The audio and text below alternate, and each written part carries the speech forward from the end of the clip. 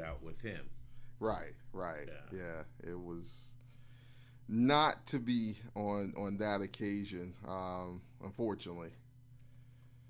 So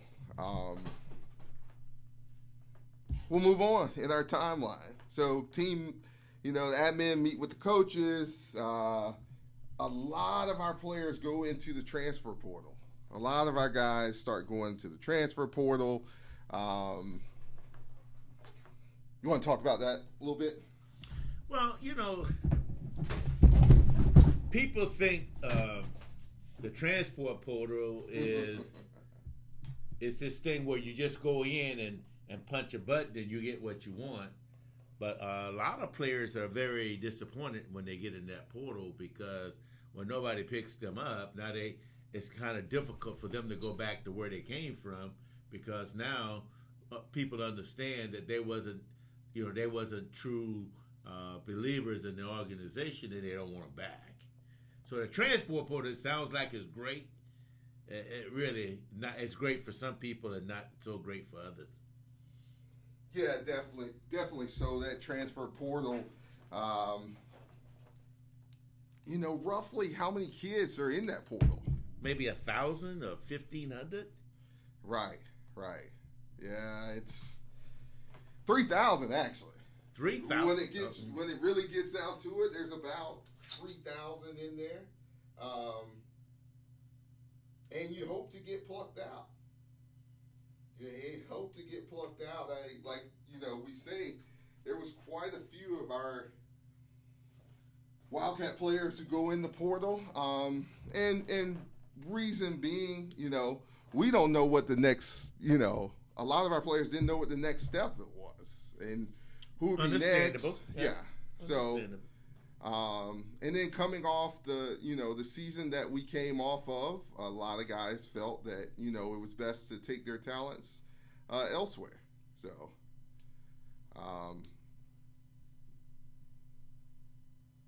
yeah, to say the least, it was a downtrodden point in time. Yeah, but sometimes you got to be careful with that fool's gold. Right. Why do you say that? Well, because you know what? It always looked better that something that somebody else has. Right. Because you don't know what they got, and you don't know what they're going through to keep that. And maybe if you put a little bit more effort in what you have, maybe you could make that what you think is on the other side of that fence. Right, and that other side of the fence, especially in the transfer portal, as you were saying, is not that cute at all. It's not the Golden Brick Road. No, definitely not. I mean, because you go into the portal doesn't mean anybody gonna pick you out of that portal. Right. So we'll move forward. Guys in the portal. We go to December 14th, 2022. Okay. I receive a few calls in that afternoon myself to say, in Tallahassee, okay, they had some decent signees on but National that's Signing on Day. paper. True. Yeah. True. What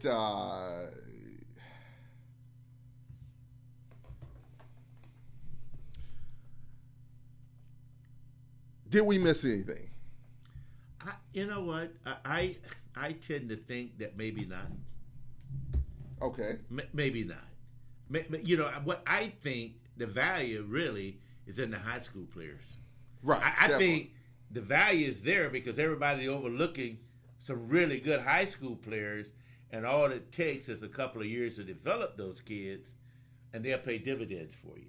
So I think that's where the value is. It's not. I don't think the value is where a guy who was a 4-star, 5-star went to a Power 5 school and realized he came up against a lot of other 4s and 5s, and maybe he wasn't as good as he thought he was. Right. So now when he comes back down, he wants to be treated like a prima donna. Okay. So let's move forward. December 21st, as we were saying, early signing day occurs. Numerous players, more players enter the portal. Of course. Why is that? Fools go. Again. They're not thinking about the long term. Right. They're thinking short term. And they're not thinking long term. I mean, they've put in a couple of years at BCU. You might as well stick it out, because you know what? When you get out in the real world. Well, at that time, that portal is still filling up with, sure with other guys, and everyone's hopping in there. Of course.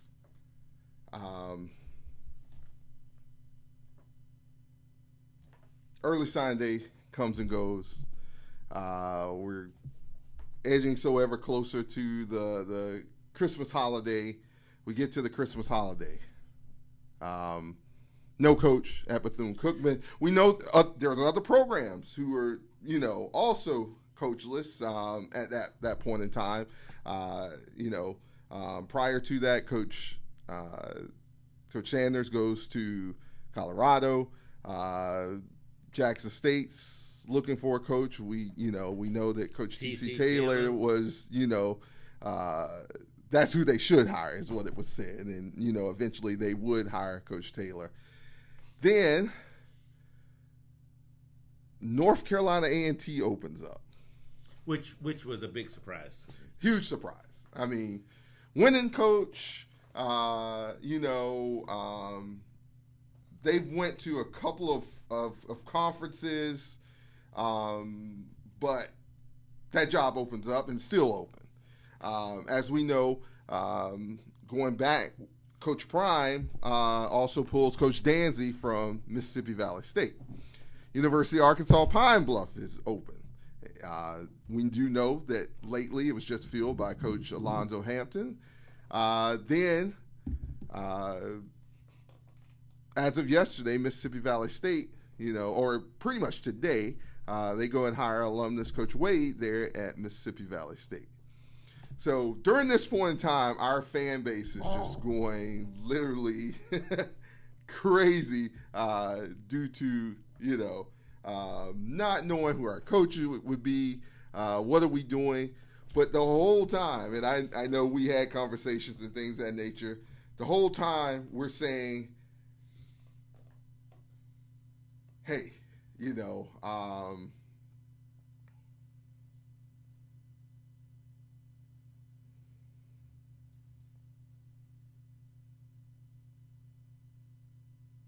calm down. Let's pace ourselves. We're okay. We're in a similar position as other guys. Of course, other teams. I don't know whether or not I looked at it that way, though. I was more concerned about the real signing period that occurs in February. Right, and that's what I was saying. Because again, I'm still thinking the bargain is the high school kids. Right. It's not in the portal. Right. The bargain is the high school kids who really want to be a part of you.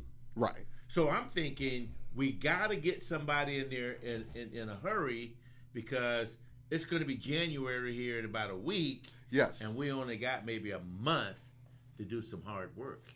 That's what I was concerned about. Did you have a Christmas wish for Bethune-Cookman? My Christmas wish is that we got someone in place soon enough to establish getting coaches in place to do some recruiting. Because I'm telling you, there's a lot of value in high school players that are being overlooked. Definitely. And if you're gonna build for the long term, you got to invest in those guys, and not these guys who failed at the higher level and now want to come down and be treated like a prima donna. Right, definitely. That's the way I see it. So that's what I was concerned about.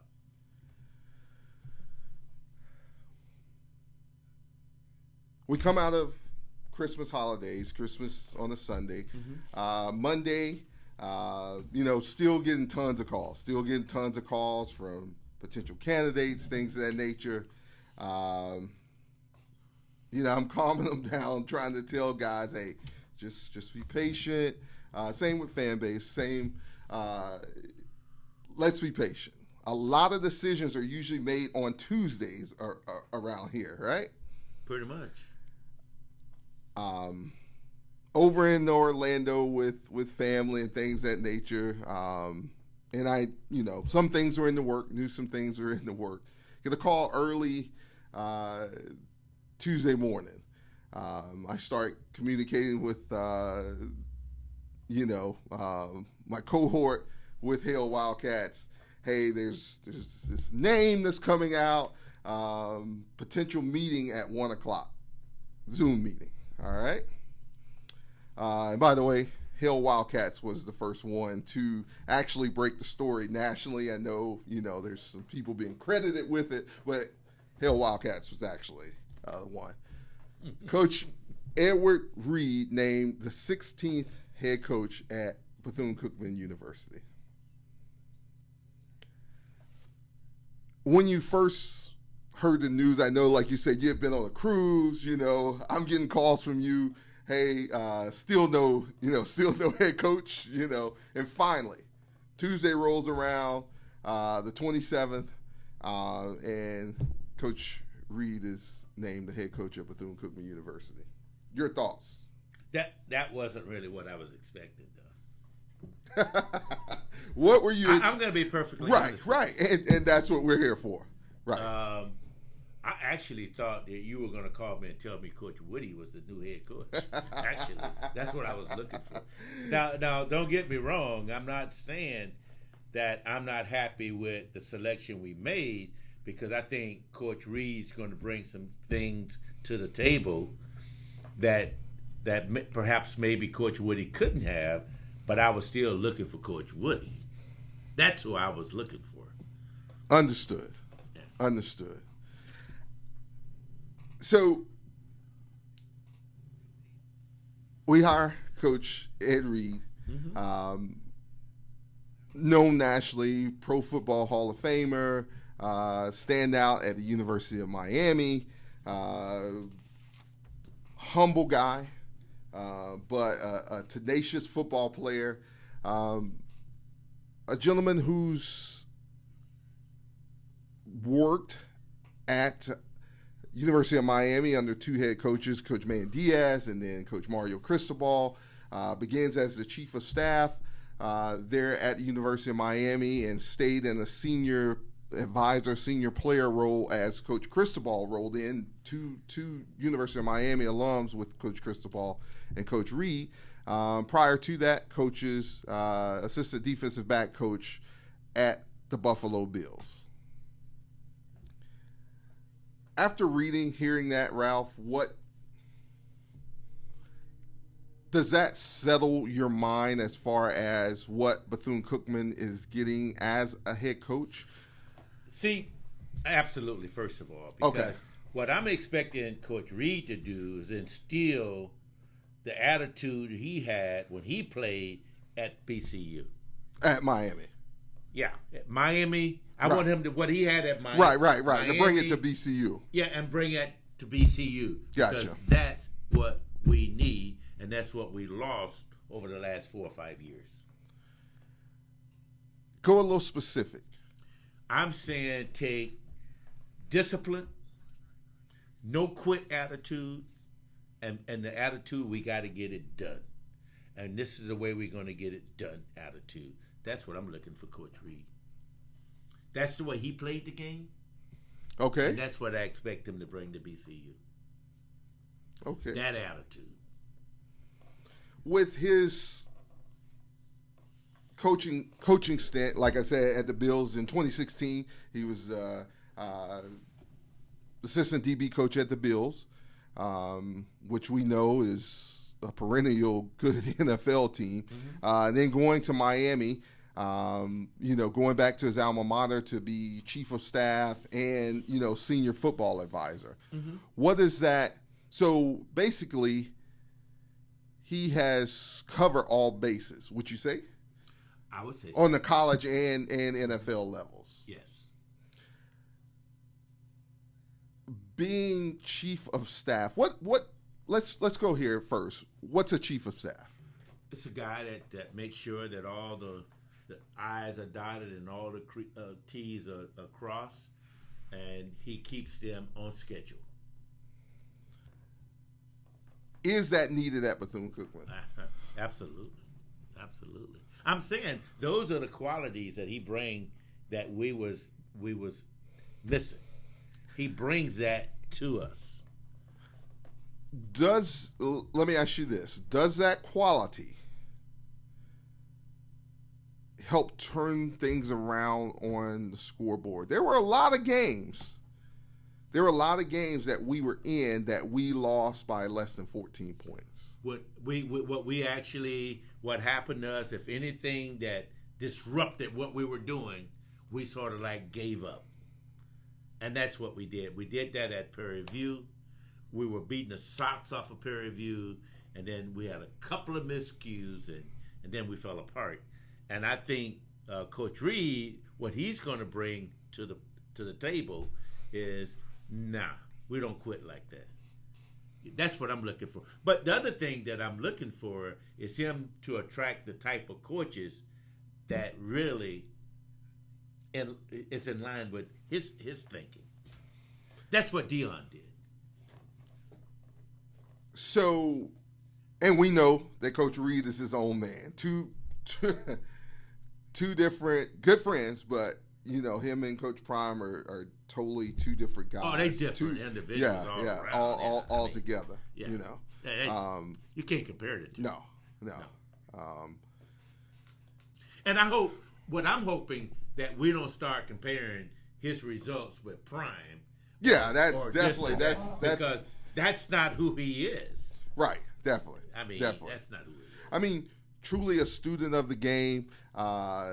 You cannot pry this gentleman away from film study. Right. And how much does that count in the game today? If you take it into, let's just say in the NFL, and we've heard through the last few weeks how some of the quarterbacks aren't in the film room, aren't studying, and things of that nature. Here's a coach, someone who is now the head coach for Bethune-Cookman University, who has to make sure all facets of the game are where they should be. And that players got their minds on the right thing instead of not just anything. And I don't think I know we mentioned it a little bit. What kind of discipline do you think Coach Reed brings? Very similar to the Marine Corps. That's what I'm looking for. Right. That's what I'm expecting. A down-to-earth but no nonsense type of gentleman. No nonsense. Leave no man behind. Yeah. Coach Reed hailing from New Orleans, Louisiana. He's a Southern boy. Yeah, he's definitely a Southern guy. Huge career there in high school. There in New Orleans, played basketball, baseball, track and field. So definitely a sports guy. Yep. Joins the University of Miami under Coach Larry Coker. Standout defensive back there, as we said earlier, from 97 to 2001. Then goes into the NFL. Standout player, all kind of awards, and finally NFL Hall of Fame inductee. And we know that, not all players are good coaches, but what's different about Coach Reed in your mind? Being a player, having somewhat of a coaching stint on two different levels, college and pro, is there something that stands out to you? And we're going to ask you fans the same thing. We'll have our call-in period at 9 o'clock. Is there something that stands out for you that, yes? Determination. Okay. He put everything that he had into his college career, his high school career, his college career, and then his pro career. And he wanted to be the best. And that's what I think he's going to bring to Bethune. And please don't sit here and talk to me about his coaching experience, because great coaches attract great coaches. you got to start somewhere. Exactly. And if the truth be told, Bethune-Cookman was not the only one to interview Coach Reed. Exactly. We were blessed to be the ones who landed him, but not the only ones to interview over the last 2 years. And, if we go back to the poll that was put out by, Hill Wildcats, Mm-hmm. the gentleman's name was on that poll from day one. Yes. There was talk about us not being able to land a big name guy, or no one wants to come to Bethune-Cookman. BCU. Yeah. We don't have a locker room. Yada, yada, yada, yada. But I'm here to tell you, Yeah. Bethune-Cookman administration rolled the dice. And not just on Coach Reed. I mean, from the interviews, the persons we interviewed, we went big time. We did. We went big time. We did. We did. While we were eagerly anticipating, who we were going to get, those guys and ladies were tirelessly interviewing coaches with great lineage, great coaching pedigree. And we ended up with Coach Reed. Which absolutely surprised me, but I know you were the one. Story from another day. I mean, they more or less got to shut people up because they were very serious about who they wanted to lead the program, and they went out and interviewed. It was said we couldn't afford a person like that. That's what we said. They never said that. Right. Yeah, but I mean, from working in that business, yes, the majority of that money, and listen up, fans, the majority of a coach's salary and your staff salary come from ticket sales and boosters, donations, sponsors. Not the school tuition. That's not where it comes from. Nope, it's not. It's not. Only a small portion comes from the school. But we'll talk about that later because we're gonna have to. We got to get down to that. Yeah, we're gonna have to open the wallets up. Definitely. Ralph, we have Coach Reed. Coach Reed's in place, starting to get things in line to officially move to Daytona. What's next? What's next here at Bethune-Cookman? What's the next step in the maturation of Coach Reed? I'm not sure about the next step for Coach Reed. I think there's a step for Bethune-Cookman College boosters and alumni. Well, the first thing that that it's going to be a two-part thing. But we also, because we do have signing day, National Signing Day coming up. That's big. We have to put together a great staff. We won't say decent. We'll say great staff. We got to pick some really good prospects. When I say prospects, I'm talking about coaching and players. We got to get people that's going to develop, who can develop people, and who are willing to be developed. Definitely. That's what I think we got to do. But I still think that we, the alumni, are going to play a very, very, very important role. Very, very, very important role. And I go back to Coach Jenkins. Right. When Coach Jenkins started rolling, the whole alumni was behind him. Definitely. They were behind him. And they were behind him 100%, and I think that has a lot to do with his success. So we have, as I said earlier, we have National Signing Day coming up in February, first Wednesday in February. Staff is going to be major, and I have heard. I know we talked about the portal earlier. There have been quite a few of our players who have retracted out of the portal. But we still have a number of them who have already committed somewhere else or left to go to other places, and we have to replace those people. But I'm not really concerned about those guys. Because there are some positions where we are very light. The offensive line. That's the only place we are very light. You know, when we started off spring, we had 15 offensive linemen. At the end of the year, we had 7. We played against and there were actually 6, and one was hurt halfway. We started before in spring training. We were saying, "Wow, what are we going to do with all these offensive linemen?" And then during this whole process, I heard we were down to 3. But we press on. So that's going to be a huge thing for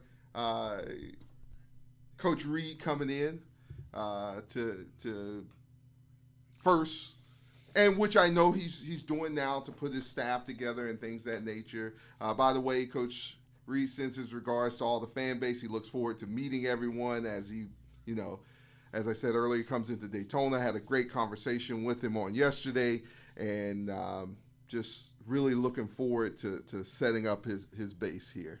So, I'm sure he's up for the task, but he has a hell of a job. Oh, for sure. Especially the next month. Yes. Because he got to hire staff and he got to go out and recruit. Right. So the month of January, I wouldn't want to be him. No. I mean, you're on the phone once the dead period's over, he's on the phone talking to players and also, trying to bring in. To lure good coaches. Definitely. So I'm sure he's up for the task. Oh, yeah. And being chief of staff and things of that nature. He knows the ropes that and he outs. has to go. And I know he has the right help behind him, Well, yeah. He has a lot of U of M players that's going to be for sure. Going to be his greatest. For sure. Yeah. So we should be seeing a lot of those guys in the next 6 months. Oh, definitely. Oh, I think. Because Coach Reed was a favorite of U of M. Right. And one thing about the U of M people, they stick together. We kind of spoke on it just moments ago, but returning players. You're quiet. You said I'm quiet? Yeah. Well, I think I already expressed my desire. Yeah, you did. It's big linemen.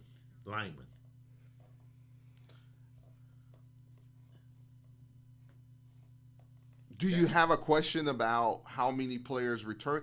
And we do know. And the reason I ask about returning players, when you hire a coach, as in Coach Ed Reed, that does a lot. And I've talked to some of the players, our current players.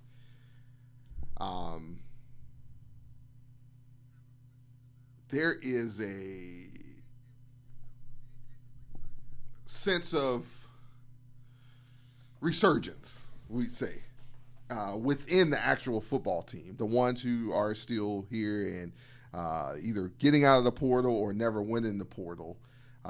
Those players are still going to be valuable. We still have a good crop of guys, and we do, like you said, have to replace some positions. So I know that's going to be another thing as Coach Reed comes in, outside of recruiting, making sure we retain those guys, making sure that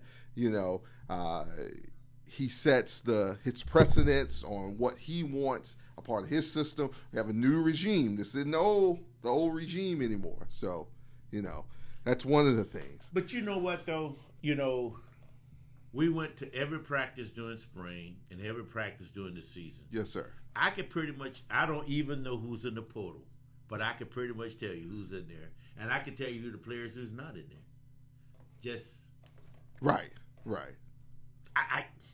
And I think you could too. I think Larry Wesley could tell you who's in the portal and who's not in the portal. I think Jared Bell could probably tell you who's in the portal and who's not in the portal because we've seen those guys. Oh, yeah. Definitely. I mean, we even watched them practice in the rain. We're getting a lot of questions over here in the comments. Like, who, is certain players still here? One question, what happened to the press conference? I believe the press conference is coming. It'll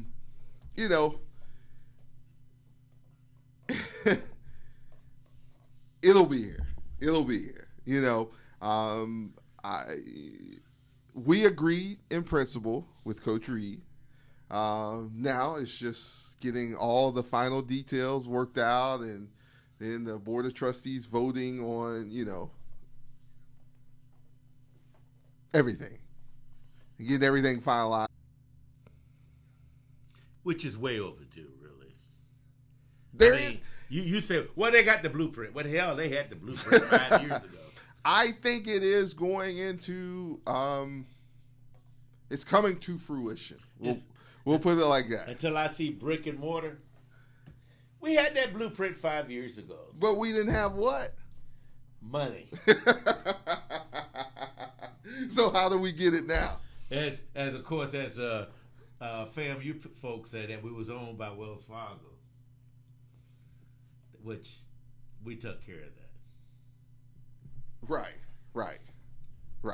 So, we got to see brick and mortar, though. We got to see that. I mean, because that starts the change. The practice field, and we need a locker room. Brick and mortar and grass. Well, carpet. That's what we got to have. If you want to change attitudes, I think that's what you got to have. And so you're not, I don't want to say you're not happy until you see the ground broken, but. I mean, it's just like if you got a car. Right. But you got no engine. You got a transmission, but you can't shift it in gear. Brick and mortar, put all that to bed. That's what we need. And we should have had it 10 years ago. We've hired. We'll get to that. We'll get to that. So we know facilities have to be done, and I do feel and believe they are on the way. I know they're feverishly working hard to put those things together. There have been contractors on campus to look at some things and try to put, what's on paper down in the ground. So hopefully that will come. And we know we definitely have to have that. And I believe that was part of, the bargaining chips, we'll say. It's definitely part. Because I remember one of the big things that Jenkins used to always talk about is a training facility. Right. And every time you talk to him, he used to talk about the training facility. Right. And we got it. We got it. A little slow, but we got it. A little slow, but we got it. And now everybody's talking about a locker room and a practice facility. This is what I propose. Because it's not, yes, it can be ready by fall ball. I don't see why it wouldn't be. Well, like you said, we got to break ground. But, I've even proposed that, in the time being, something maybe temporary as far as a locker room. We had portables before. Yeah, we could do that. I I don't understand why we didn't do that before. Yeah, before. You can put temporary locker rooms up. Oh, yeah. Yeah. They do it all the time. All the time. Yeah. All the time. So. That's just something that we just didn't do. Right. For one, I don't know why. But that's one of the things that I know I've had some conversations with the powers that be, see if we can get some of that stuff rolling to at least because it's going to help with recruiting, big time. It's going to help with a lot of things to make things smoother that we didn't have. So now I know there are going to be people out there that's going to say, well, we won when we didn't have that stuff. Well, that's true too. But you know what? Things are changing so rapidly now. You know, you gotta keep winning though.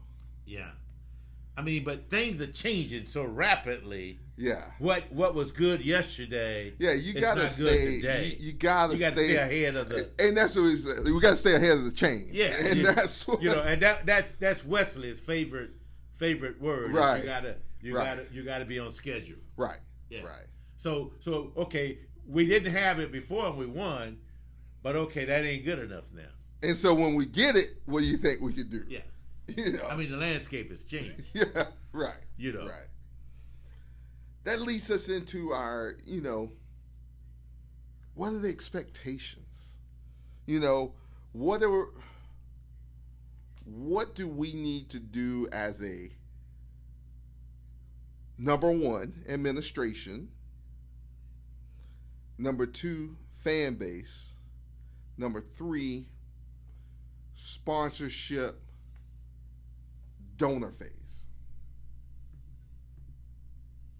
Now, all those you listed, one of them we have no control over, and that's the administration. The fan base and the sponsorship, we have complete control over that because we are the fans. But this is what I would say. I'm not saying that you have control over the administration, but you saw as well as I did that somebody's listening. Oh yeah, we acknowledged that over a month or two ago. Yeah. I mean, but not just yeah. from what we did see at the Classic, but even in this, no, they are listening. Yeah, I mean, and in as much as we might have a lot of animosity about certain things that have occurred, the two of us, we know that they do listen. Yeah, definitely. You know, I mean, they went to work with this hire. Yeah, we don't have to get into details. No. But we know they listen. Yes. I mean, because the people they tried to hire was probably the best hire that you could have possibly made. Right. It didn't work out, but it's not because they didn't try. Right. It wasn't a BCU thing. Right. So they do listen. Right. Yeah. Right.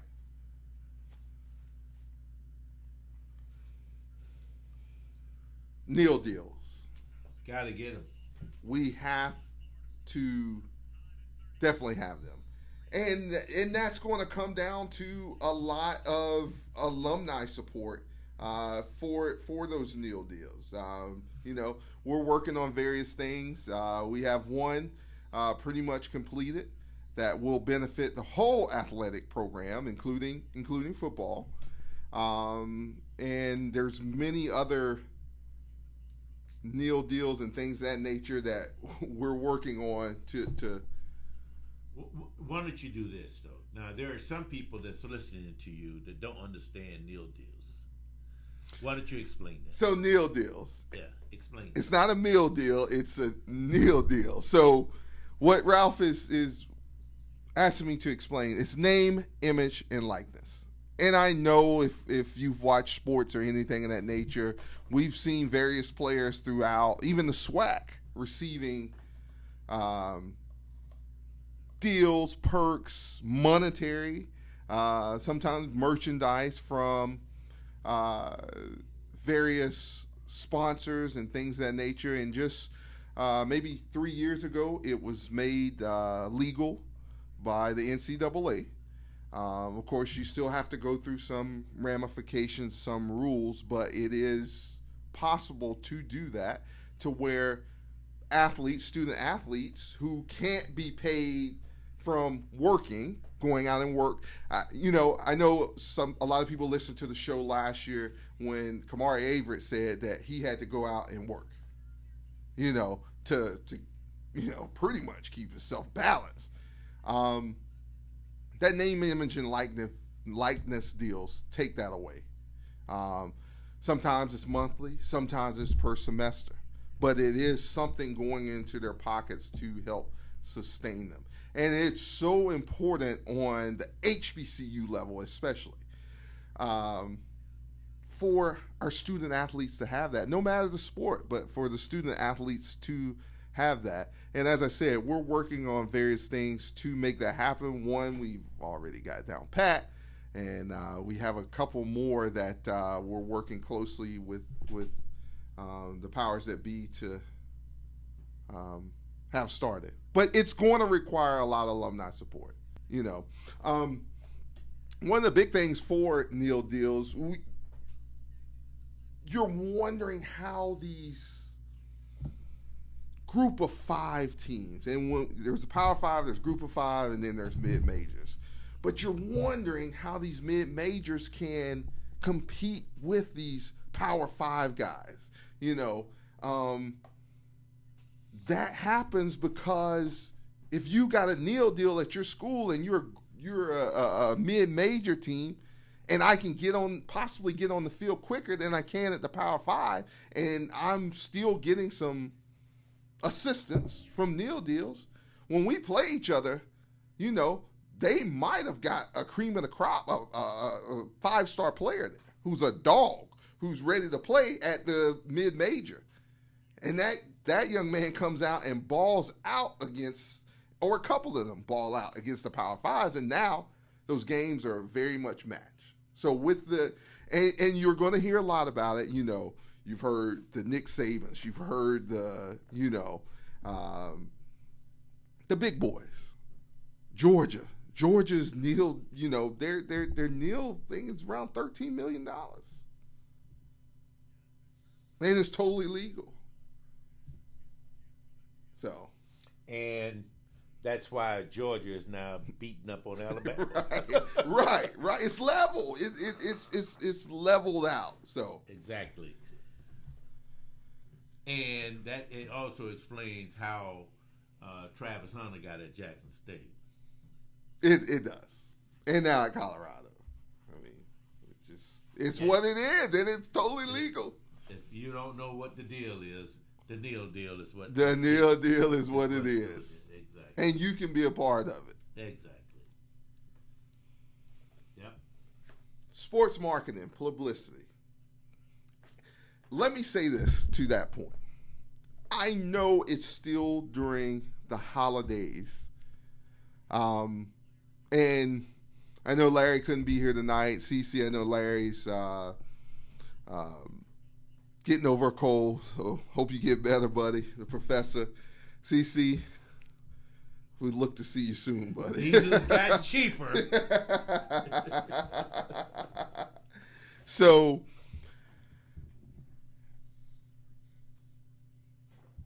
you have to strike when the iron's hot.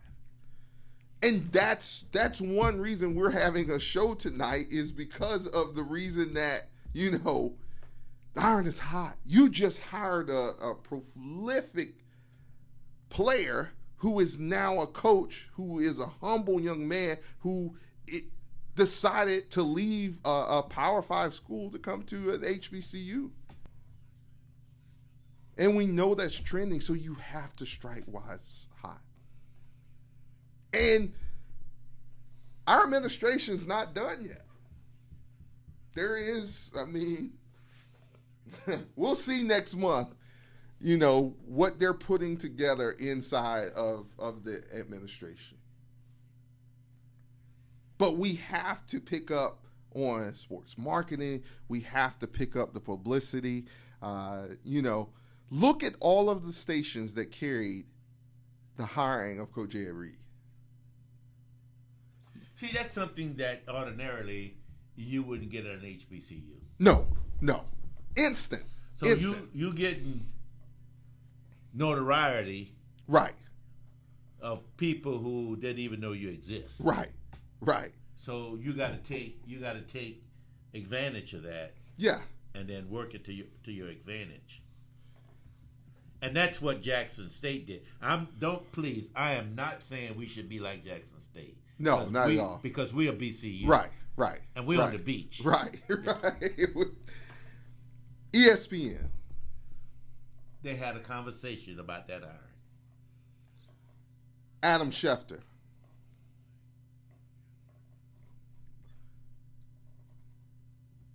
Shannon and Skip. Yep. That's publicity. HBCU game day. Yep. Pro Football Hall of Fame. And that's not our first Hall of Fame coach. Coach Larry Little. Larry Little was the Hall of Famer.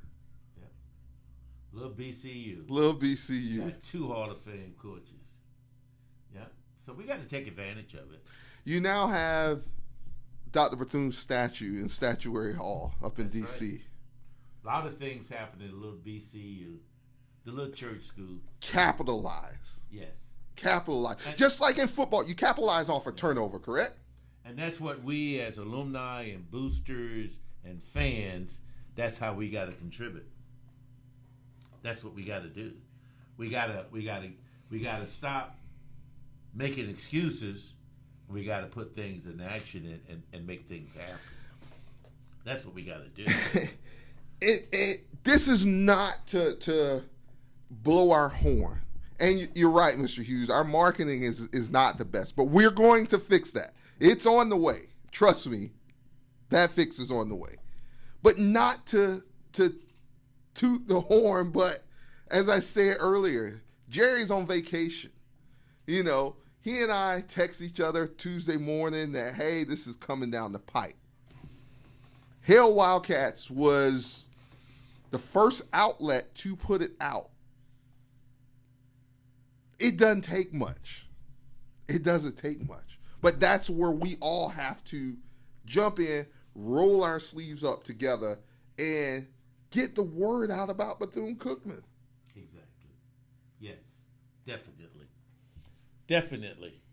Here we are, a travel group, traveling all over the country, and it's the same people every time. That hasn't changed.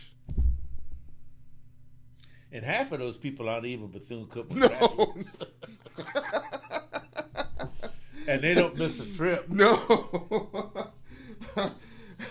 And I must confess, like right now, we're doing the show, but I'm sitting here watching my Seminoles over here. We're struggling some, but hopefully we can pull this thing out over in Orlando. But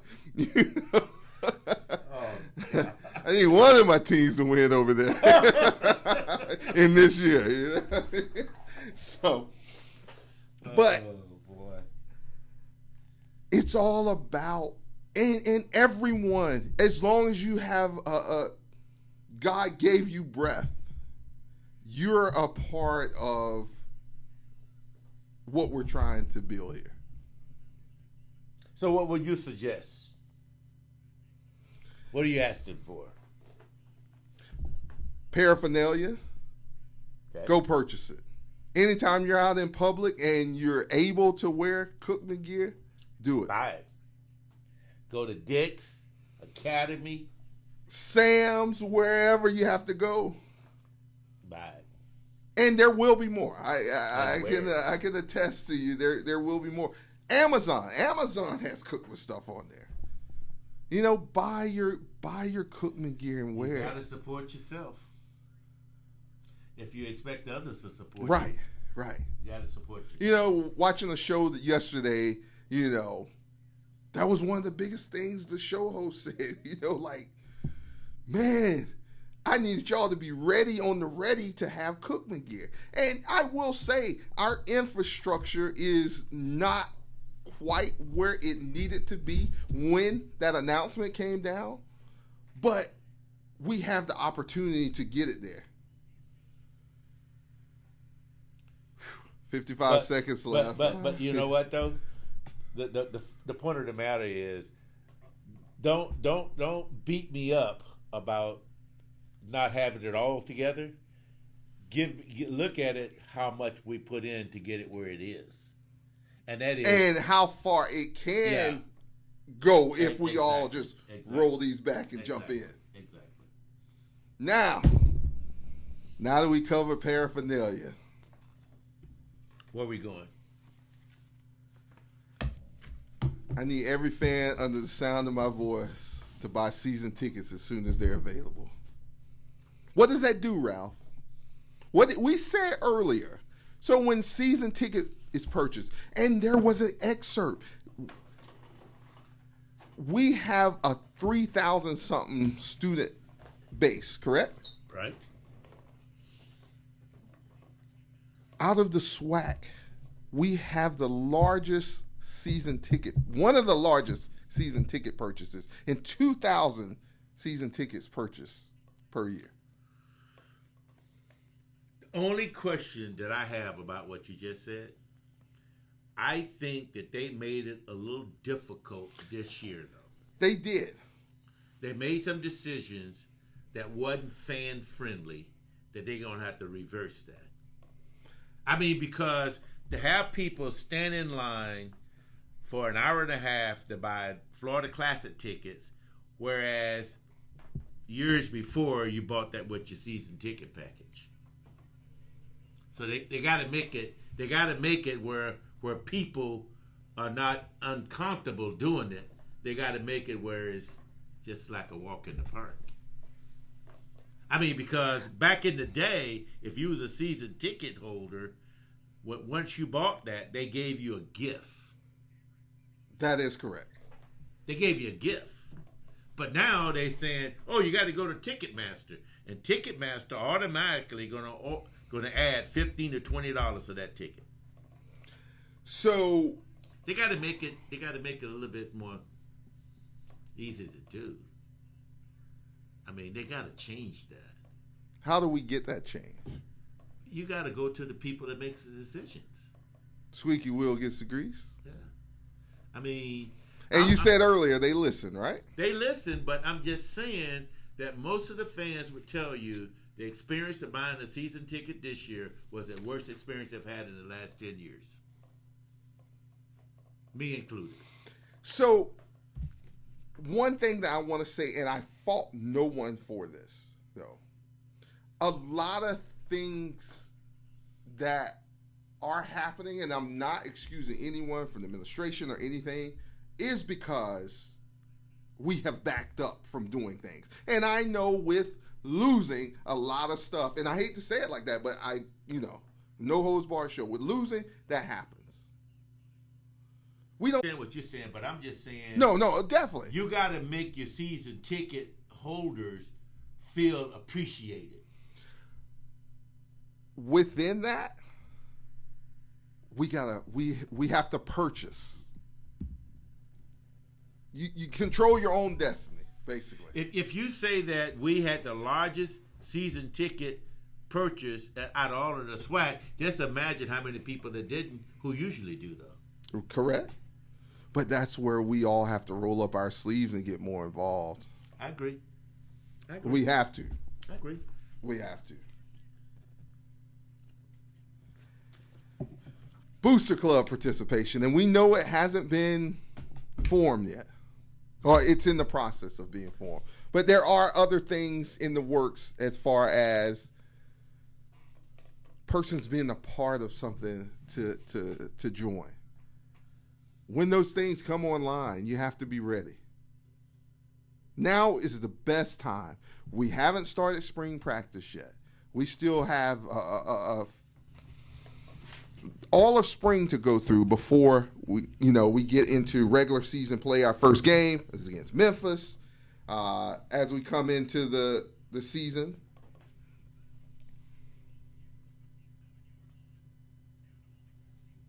are you in, Ralph? I'm in. Let's go. How many other fans are in? That you feel? I'm hoping a couple of thousand. And we say this that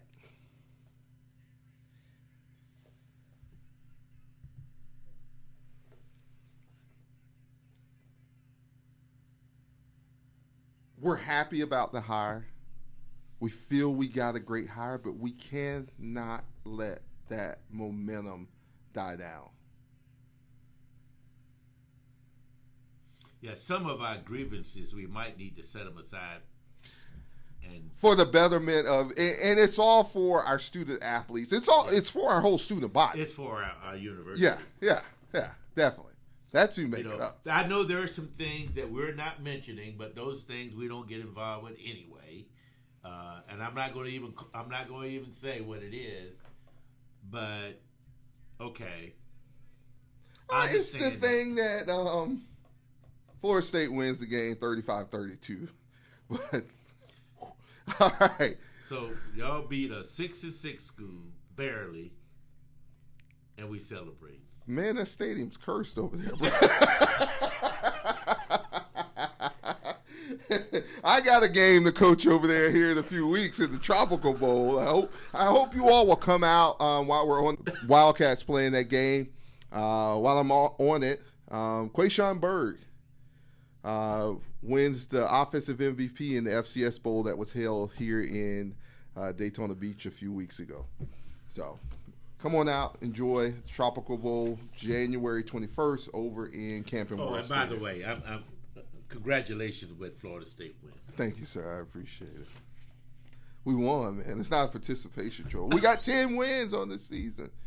Here comes Cookman next. All right. Fundraising.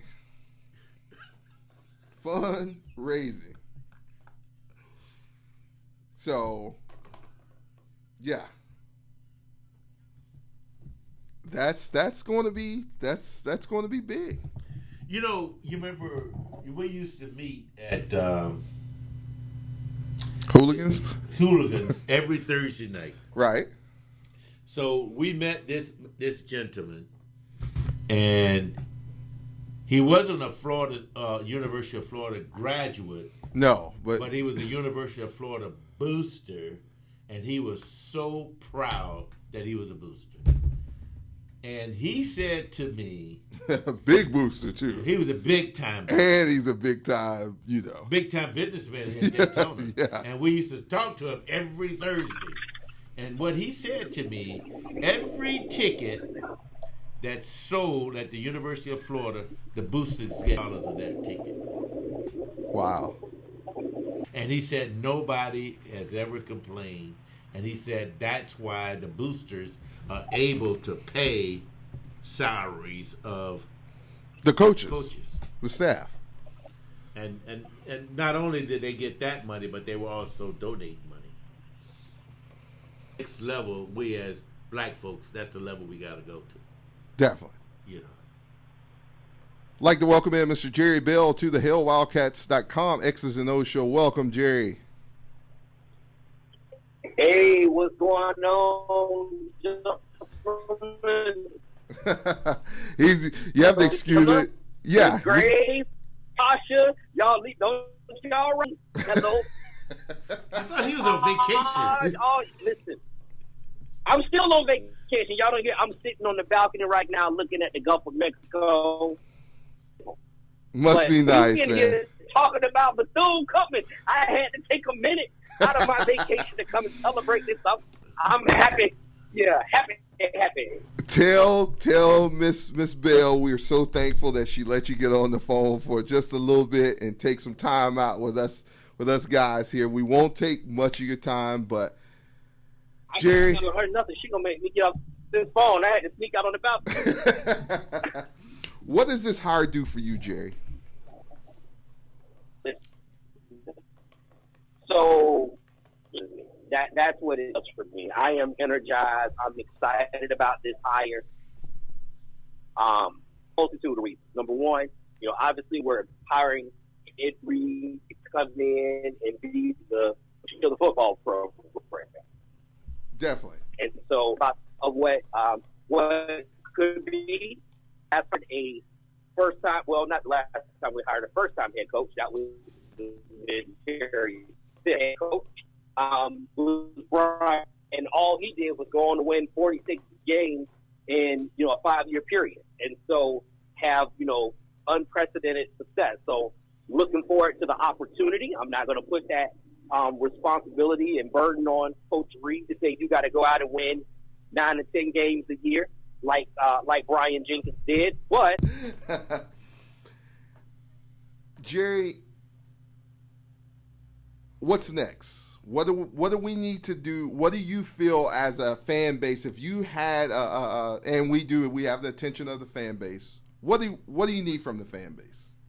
And I know that's a Coach Reed question, but that's just, go ahead, Jay. It's a coach. This question for me. It's a question for you. It's a question for Ralph. And a question to everybody listening. And so the bottom line is to collectively,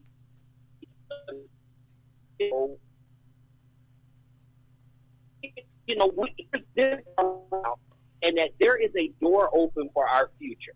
For us to say, okay, we need to all come in, roll our sleeves up. We're going to have to give a little bit. We're going to have to support a little bit. We're going to have to start to tap into our networks, whether that be our businesses, people we work for, businesses that we own, and say, how can we move not only the football program and the athletic department for it, but the university for it, and into what always Wildcats. And that's taking a little bit and doing a whole lot with it. And that's what do I want from alumni? I want alumni to say, all in. I'm all in. I'm invested in the future. I totally agree, Jerry. I definitely totally agree. Fan base, we want to hear from you. 386-868-3411. 386-868-3411. We want to hear from our fan base. What can you contribute? What can you do to help our athletics, not just football, but our athletics move forward? We're here to answer any questions that we can answer and offer assistance. What would you like to see? What would you like to see? What programs, what groups would you like to see come together for our specifically our Wildcat football program? 386-868-3411. 386-868-3411. Man, I'm just happy. Look, there's a lot of work to be done. Seriously, allow yourself to be happy for a moment. We'll get to the hard work that's in front of us, and that starts now. We get that. At the same time, you got to celebrate this.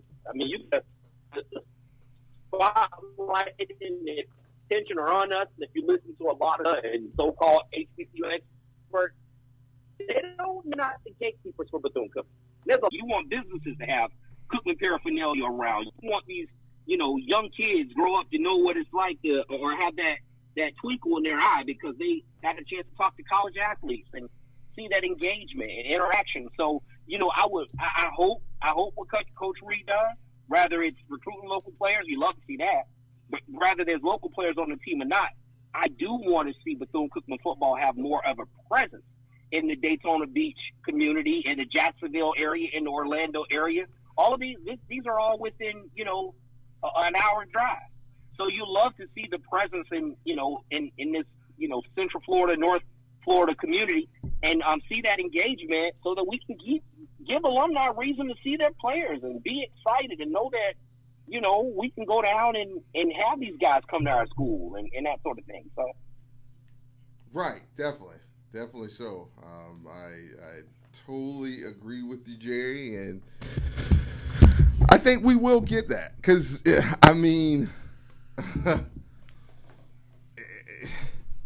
I think we're dealing with a staff that understands what has to now happen.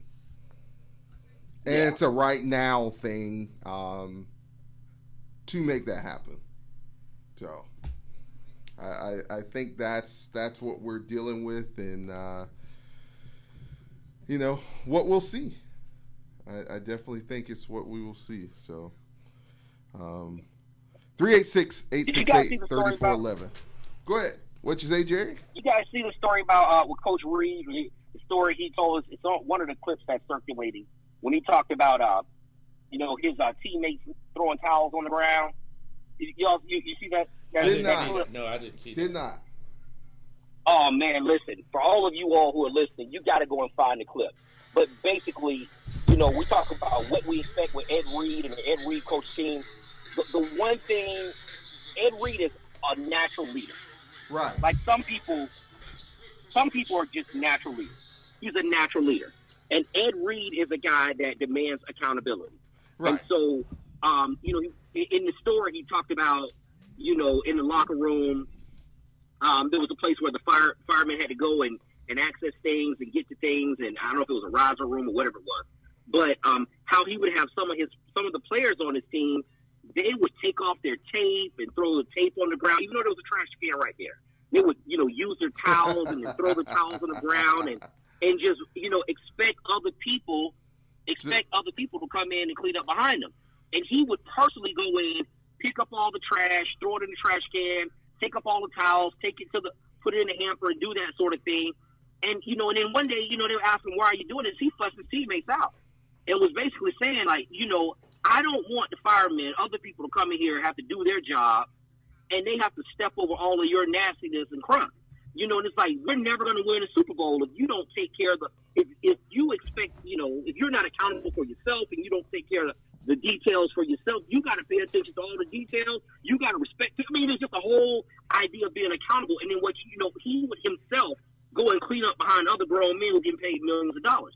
But the point is that he was instilling inside of them, you pay attention to details. You don't expect other people to do what's in your power to do. And, we know what happened. The Baltimore Ravens wound up winning the Super Bowl a year or two after that. But it talks about the level of accountability, the level of you take care of what you can take care of. You be disciplined. You don't expect other people to do a job that's in your power to do. But that's the sort of thing, that's the kind of leadership that's been lacking around here, where don't make excuses. Don't blame the referee. Don't blame the lack of resources. Don't blame where you play football.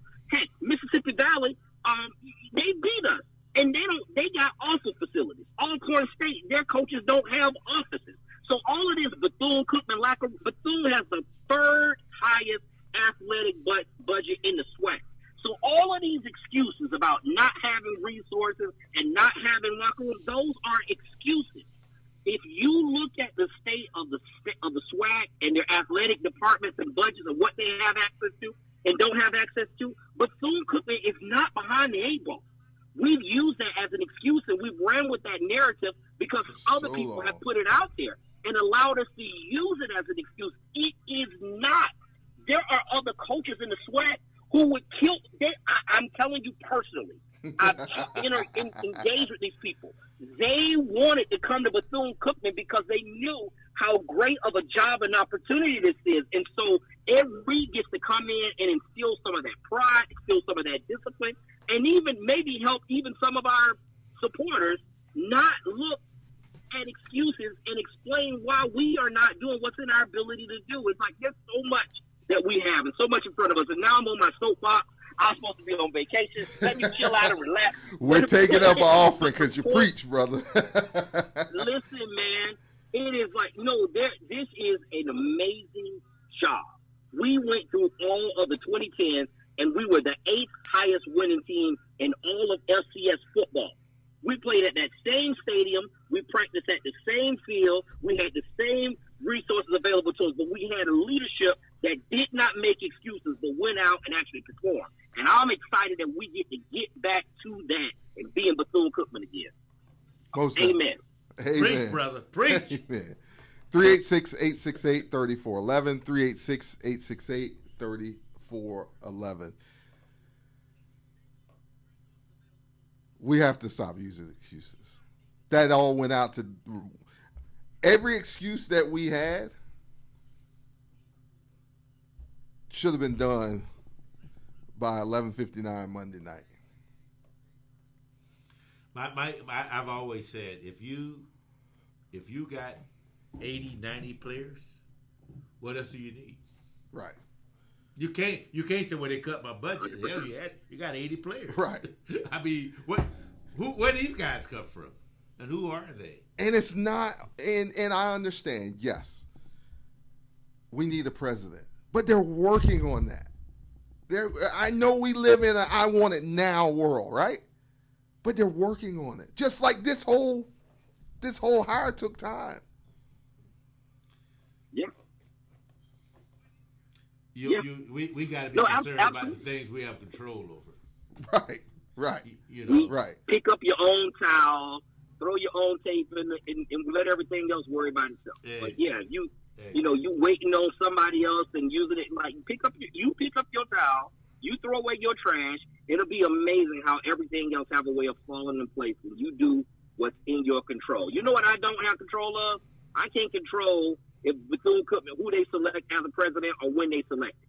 You know what I can do? I can continue to give. I continue to support. I can continue to not badmouth my university publicly, even though there might be some things to badmouth them about. But control what you can control, and it's like, and not create this, the sky is falling. And so, it's like, it's time to turn the page. And again, this is not painting the picture to make it seem like everything is perfect.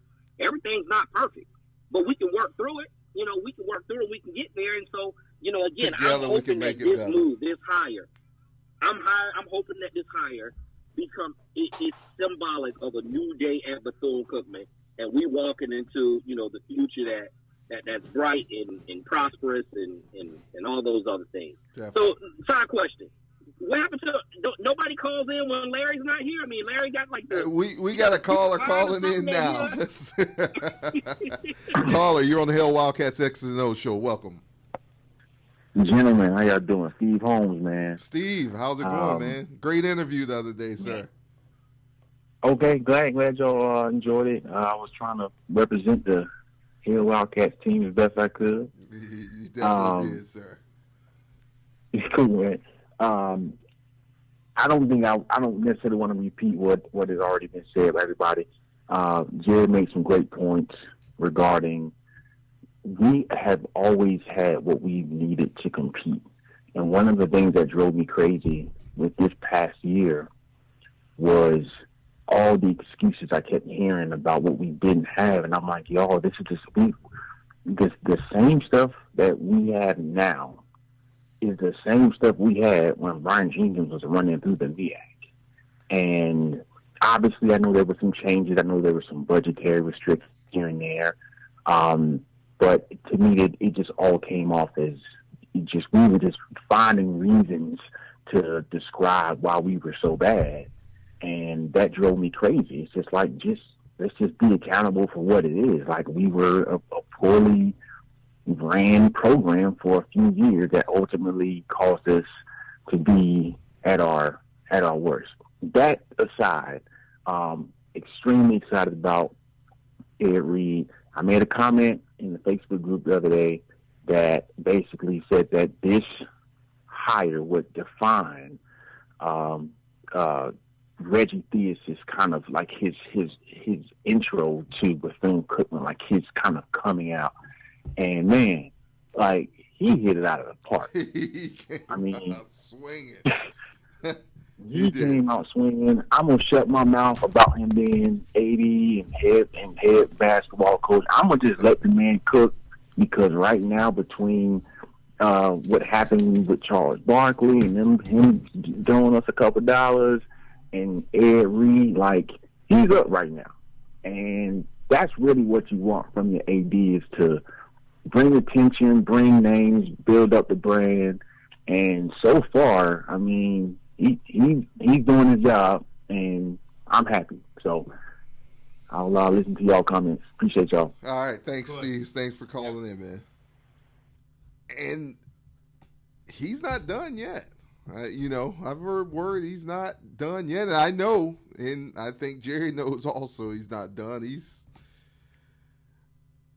We're going to be an athletic program to be reckoned with. We are going to be an athletic program But basically, we're going to get back to where we were. Yes. I mean, because... But a lot of people have forgotten about that.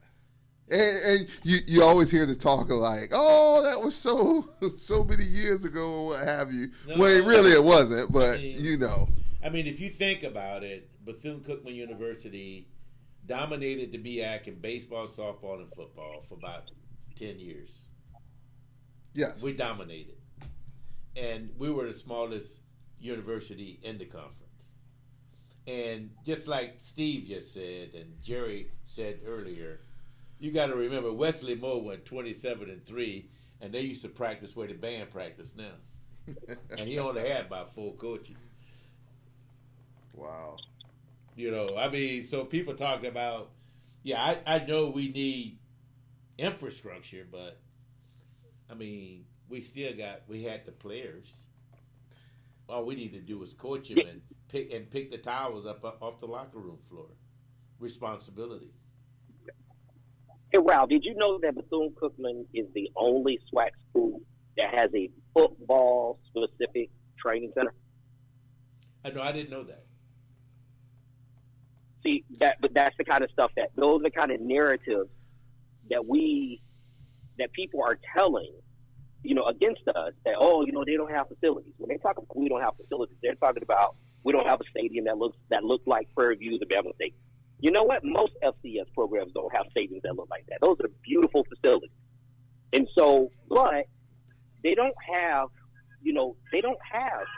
football specific. They share their training facilities with all of athletes. Now, that's not necessarily a bad thing, but I'm saying you have an entire complex that's dedicated to football, that has state-of-the-art medical equipment in there. It's built for you to be successful, to do the kind of things so you can develop your body, so you can rehab properly. Those things are critical to a program. And yet you have programs like Alcorn, who won 3 of the last 5 SWAC championships, and they don't even have trainers present. So, when you start, if you want to just make it seem like things are awful at Bethune, they're not, comparatively speaking. If you know the reality of what's going on in other places, things aren't nearly as bad as we've kind of made them seem. Now, can they be better? Of course, they can always improve. Do we need to build a locker room? Yes, and we can talk about doing that. We can talk about doing those things that put us in, have us continue to succeed. But a lot of the things that were going on, some of the problems that we were having with equipment, it was more of a personnel issue than it was anything else. But I believe that was a long Exactly. We know that for a fact. And we knew the way to alleviate that, and we didn't. We didn't do it. It's going to continue. It was an easy snowball, fix. Right. It was an easy fix. But anyway, you're correct, Jerry. Yeah. So, I think I'm saying that so the fans that are listening out there, y'all listen. Bethune-Cookman has always thrived on doing more with less. And so, we do a whole heck of a lot with less. That's sure part do. of the beauty of being one of Mary's children. Yep. And so let's embrace who we are. Let's not try to fight who we are at best when we recognize who we are. We're not trying to be somebody else. We know who we are. We do the best with our resources. We make them stretch. And, we are the smallest school, the only private school, but we operate on a level that, most of them wish they had our level of efficiency. That's just the truth. There's a question over here in the forum. What's the issue with the practice field? Per se, there's not really an issue with the practice field. When it does rain, water does sort of build up on it. But outside of that, the locker room is the biggest issue. Not having a locker room, not having a place to shower for our student athletes outside of the dorm room. And, that problem will be alleviated here very soon. Carla, you're on the Hell Wildcats X's and O's show. Welcome. Hey, thanks for having me. Just want to give a little my little input, which don't matter much, but of course it matters. I think the hire was a fantastic hire. I think not only it was good for Bethune, it's also good for black college football. Another prominent Hall of Famer coming in to help bring spotlight back on HBCUs. I think it didn't start with Dion. I think it just was a starting point. And I think that Ed's going to do a great job. But here's the thing. That I want to challenge the Bethune-Cookman family. Can we give Ed the support? Can you give him the support? Can you give him the resources? Now, Dion is only one Dion. We only going to have that one Dion effect. But if we can pull together and give Ed the support and the resources he needs to hire coaches, because Ed can't do it by himself. He's going to have to hire some really good coaches Indeed. To come in and help translate the stuff that he's teaching on the field to the game. And it's going to take some good coaches. And coaches are not cheap. I mean, you can go out and get anybody, but can you have the support that Dion had when he went to Jackson State by getting donors and boosters come out to help pay the salary for those coaches? And I think if Bethune can do that, then the Ed Reed hire will be a knock out the park. But how many of us are there going to be committed to do that?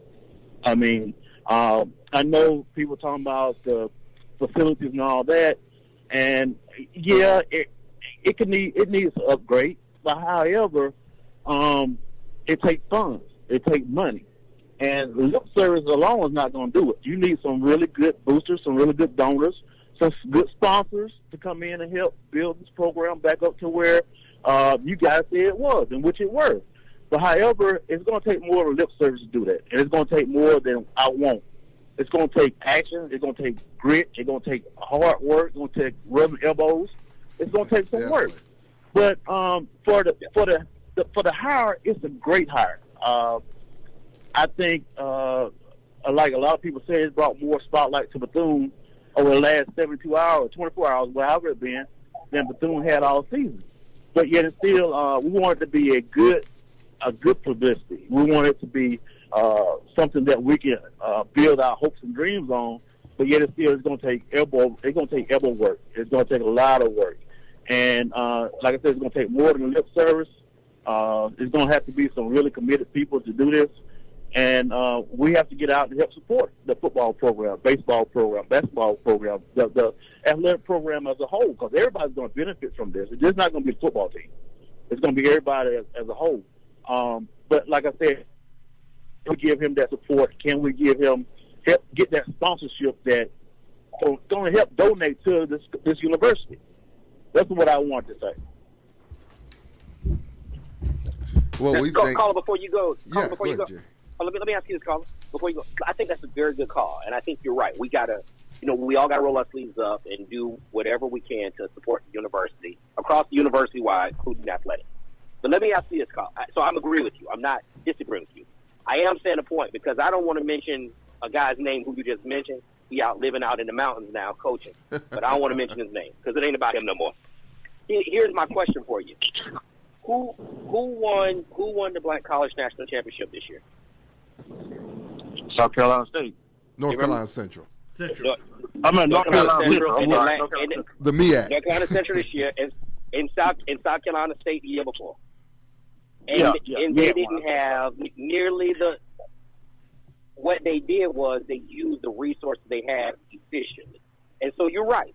We do need to bring in more. We need to bring in as many resources that we can get. We need to give as much as we can, again, across the university. And I'm agreeing with you 100%. I'm not taking away from that. If you want to hear, look, there's some things that we're trying to do to figure out how we can systematically make this help the department and make this work. But I think the other part of that is what we more than anything is let's be efficient with what we do have, right? Let's not get back into this trap of saying that because we didn't have Under Armour sponsoring us, then that's an excuse to go out and only win 2 games. Because the team that just beat Dion, they didn't have that sponsorship, and the team that beat them the year before didn't have that sponsorship, and so I'm saying both things can be true at the same time. We can be efficient with the resources that we have, and we can still have a fund, a capital campaign to raise more funds so that we can even. But if we're not efficient with what we're dealing with, then people don't want to pour bad money, good money into bad. Well, I will agree with you wholeheartedly and 100%. But it's a check and balance need to be taking place. Somebody needs to be held accountable for the resources that you do have and how they're being spent. If you don't have adequate stewardship over the money that you have, how can you say make good with what you got? But when it's going out 3 or 4 different doors, you have to have accountability, you have to have stewardship, and you have to have somebody that's going to sit there and manage those resources efficiently. It's more than, now don't get me wrong. I know you don't have a full-time athletic director. The basketball coach serves as the basketball coach and the athletic director. Am I right? You're correct. He's actually playing right now against the University of Illinois up in Champaign. Right. Yeah. So now you have a person who's doing double duties, which coaching basketball in itself is more stressful. It's stressful enough. Now you have to try to manage a whole athletic department for a university and try to coach and maintain a basketball team. So I think some of the accountability need to be taken off him to a full-time athletic director who can sit there and somebody who's in accounting, somebody who's going to sit there and be accountable for these funds that we have. So it's a lot of things that can be done internally to do this. Do you want to do it? I don't know. Do you have the resource to do it? I don't know. Can it be done? Yes, it can. It's going to take, like I said, it's going to take a lot of hard work. But if somebody has to be accountable for the funds that you do have. And I don't know what went on years ago. I don't care to talk about that because that's the thing of the past. So we're all trying to look forward to the future. However, if you look forward to the future, you need to put some checks in place to make sure that stuff don't happen again. Most definitely. Totally agree. And I do feel they are working on putting those things in place. And as we move into the new year, there will be more accountability, more of that infrastructure coming. So I do believe in that. And, the thing about it is, at the end of the day, the kids are the only ones suffering from this. Because they have nothing to do with the financial part of it. Right. They're donating time, they're donating their money, they're donating their skills to the university. They have nothing to do with it. It's all grown folks. Right. It definitely is. Great call, man. That's a great call. All right. Thank you, guys. Yes, sir. Thank you. Have a good evening. We look forward to hearing from you again. I'm reading questions over here in our comment section. More information on the Booster Club. That information's coming. But 1904, baby. That's all. Yeah. There are some other things that are in the works that don't necessarily have to go through the red tape to be created for us to be able to bring that, what we're talking about, the community support and things of that nature. So in the very, very, very near future, and I agree with you, Mr. Waters, in the very, very near future, you will be hearing more, especially from the Hale Wildcats brand and things of that nature, into things and events and arms to push things forward. So that will be coming within. It doesn't just feel good though to be excited about Bethune-Cookman football. Oh, it does. You talk about things coming down the pipeline. There was time we go to the games last year. I'm speaking of this year, 2022. Right. Man, I remember going to the first game. The first game is always packed. And outside of Florida A&M, our next biggest rival is South Carolina State. Pretty much. So we get our first game of the year against South Carolina State, and wasn't nobody at the game. Oh man, that thing. Oh, that did something to me. It does. Not only. I guess because nobody was at the game, the old coaching staff allowed the players to hang out with the rest of us fans for doing the lightning delay, but that's a different story for a different day. That's a round story. And then after we started playing again, there was still a long delay. It never got started.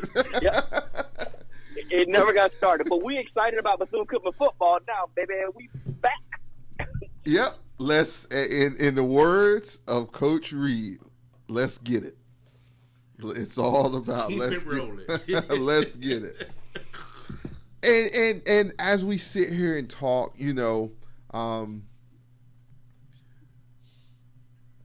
how many people's stomach was in knots during this whole from November 29th until December 27th. I know for sure for myself, I lost lots of sleep, phone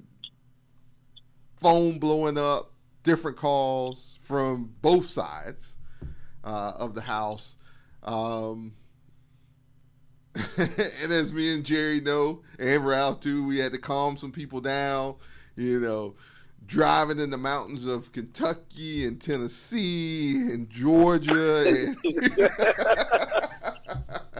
just, running covert missions and things of that nature. Listen, if Larry was here today, you know what he would be saying. He would talk about Miss Mary looking down from heaven, smiling on her children, because fortune certainly favored us with landing where we have landed. You're right. It was a lot of sleepless nights. Let me ask you this, and maybe this is something that the fans need to call in or type in. I ask you guys, if Ed Reed was the coach this year, everything else the same coordinator, same players, same everything, just with his leadership, instead of 2-9, what do you think our record would be? Do you think it would be the same? 6-5, probably. We were right there within most of our games. In 2 for sure, we had the lead. Going into the end of the game that we lost. So there's 4 wins right there if we pull those out. Easy win. Yeah. Easy win. Same for Alabama A&M. That was another one. That was another one. That was a gift. Yeah. That was a gift. I think that discipline, Jerry. Yeah. No, go ahead. I think that, and this is not to knock the previous staff, but the discipline weighed heavily in wins and losses. When you have guys who, with 5 minutes left in the game, they're taking off their equipment, they're taking off the tape off their hands. The game isn't over. I mean, let's just look at it. Let's say if Alcorn would have done that with 5 minutes left in the game, what happens? Yeah. Right. Discipline. They lose that game. But Yeah. Because I'll tell you this, I didn't think it's strange, right? Because we come into the SWAC and we struggle, and FAMU come onto the SWAC and they're actually thriving. Here's the crazy thing: I don't think this FAMU's team is growing. The team that we just lost to, the team that won 9 games, I think they had an amazing head coach. I mean, I got to give props to where props is due, but yes. That team wasn't a. That wasn't a great FAMU team. It was not that great, really. I know one play doesn't change it, but throw in the fake punt out. We were, outnumbered, outcoached in that segment of it. Take a couple plays away.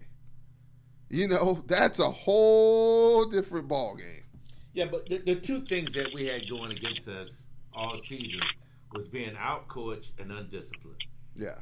And that's, to me, those are the 2 most important components.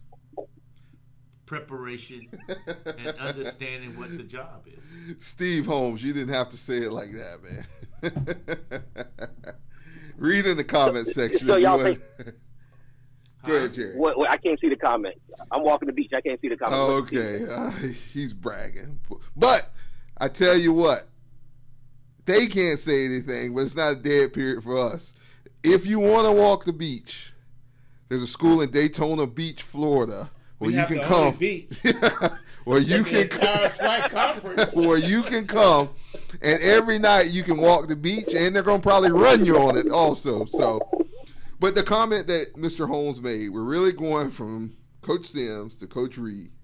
That's like going from a Chevy Impala to a Ferrari. Damn, I agree with that. Wait, hold on. Hey, what year is that Chevy? I'm from South Street Project. It still run, though. It get me from point A to point B. Give me a nice 68 Impala. There's another. Reed might show up with an Impala. Right. He might. But there's another question on the board. Will the band travel more? And it could be a possibility, but it all goes back to rolling up your sleeves. Yeah, it's finances. There's a lot of bands. It's not just Cookman. There's a lot of bands. Most of the bands don't travel. Right. There was somebody who played in a bowl game this year, one of the big teams that, it's nothing to travel. The band, their band didn't travel because of expenses. It's expensive. It is to move, Yeah. The caller said it earlier, right? That's the kind of thing it's going to take to, if you want to see the band travel, we're going to have to give. Let me put it this way, and you can't put it any more plainer than this. When we went to play Nebraska, their fans alone started raising money, and they raised $50,000. Their fans, the visiting fans, raised $50,000. They wanted to see our band. They wanted to see our band. They just said we didn't have enough time to raise all that we needed, but we wanted your band here. And they sell out every game, and we know Nebraska has been like Losers. Cookman the last few years. Yeah. But they're still selling games out because they believe in what's going to happen. Right. But, that's one of the things that we have to do at BCU. We have to support in spite of. Yes. We gotta say this is what I'm going to do, whether it rolls my way or not. This is what I'm going to do, and that's what they do at Nebraska. That's what they do at Ohio State. That's what they do at Michigan. That's what they do. That's why they got so much money. It is. The fans support it. Yeah, they are through thick and thin. Yeah, I mean, you look at the University of Florida. I'm telling you, it's what they do. And most of the people there aren't graduates of the University of Florida. No. Right. Yeah. I mean, but I think sometimes it sounds Ralph. Sometimes it sounds daunting. Sometimes we talk about that, and I get, especially when you start comparing, to like Oklahoma and Florida, and they raise money at a different level. But here's the thing: it sounds daunting when you say, "Okay, we need, X number of dollars." But if everybody if you gave $20 a month, or $19.04 $20 a month to athletics, $19. We know 1904, Bethune-Cookman, right? That's the year Miss Mary founded it. She founded the university. So if we had 5,000 people that gave $19.04 every month, $19.04 every month. If we had 5,000 people do that, that's well over $1 million. They can go to any area, to the athletic department, go wherever you want. That's not a whole lot. It's like that's one Applebee's visit.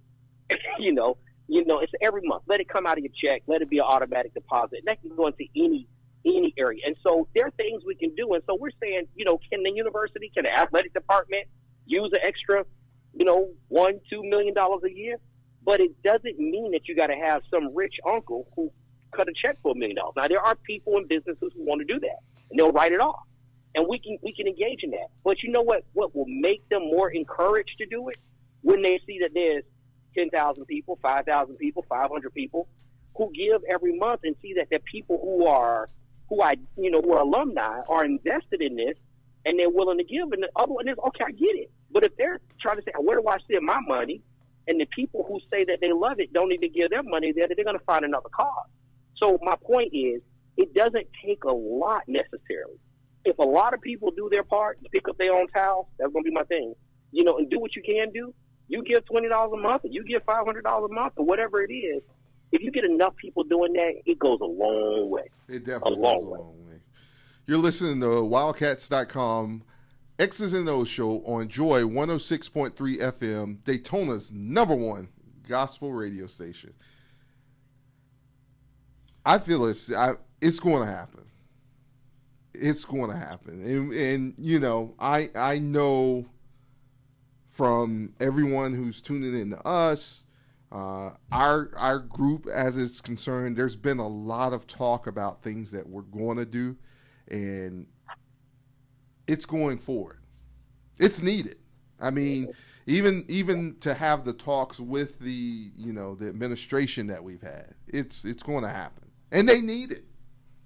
They need it, and they want everyone included. Yeah, they want everyone included.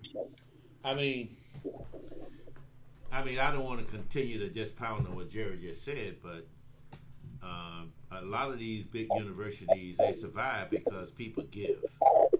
And it doesn't matter how much you give. Right. Just a gift. Yes. And I don't care what anybody says. It starts with giving. It doesn't matter how much you give it. You got to give. I'm just saying, you just got to give it from the heart and make it happen. Because, even though you only got one vote, that one vote counts big time. It does. It does. It counts. It might look small to you, but it counts. Anyway. All right. Yeah, hey, listen, fans. Y'all realize out there that I had to talk about the $19.04. Ralph talk about millions. And let y'all know in the economic status that me and him are in. I'm in the $19 category, Ralph. But, Jerry, you got 30 more years to catch me, my friend. 30 years from now, you will be Ralph. Yes, sir. All right. So when do we roll our sleeves up and start working for Coach Reed? December 27th, 2022.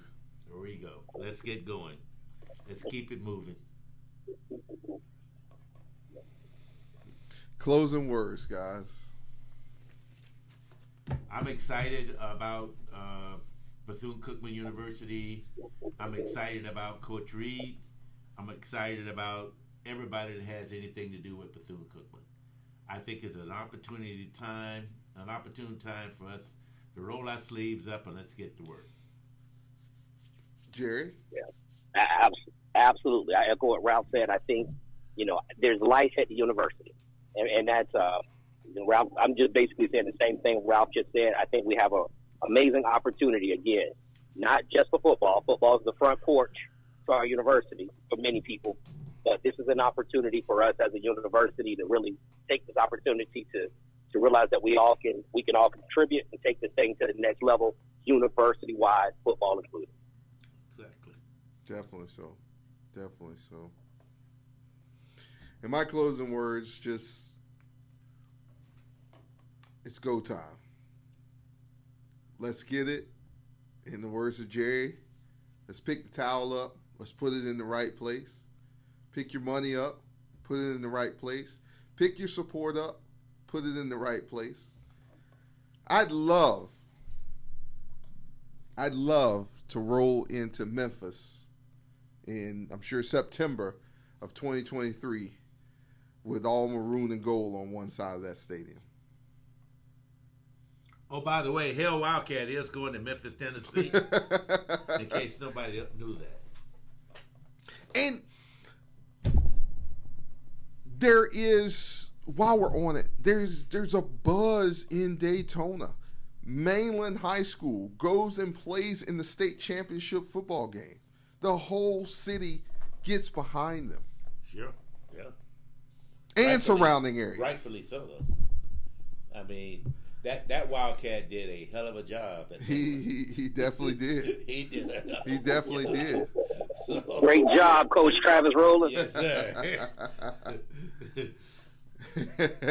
We're getting just come through Atlanta and all those things. So we'll be there. We will. Hell Wildcats will be your number one source for Bethune-Cookman athletics. Information. Getting things out to our fans. It's not just a myth. It's not just a myth. It's the truth. Find us on Instagram. Yeah. Find us on Twitter. Find us on Facebook, YouTube, by any means necessary. Roll up your sleeves. Maybe get a this. Yeah. Can I say this, Daryl? I know we got to close real quickly, but it's not a shameless plug, folks. But listen, I know you guys know this. You guys tune in. All you guys who are tuning in. But you should tell other people, look, we are working on a ton of things. We're working with the administration. We're working with the athletic department. We have been traveling to games for a decade. You know, we get on planes. We get on buses. We have been covering Bethune-Cookman football. We're on this radio station.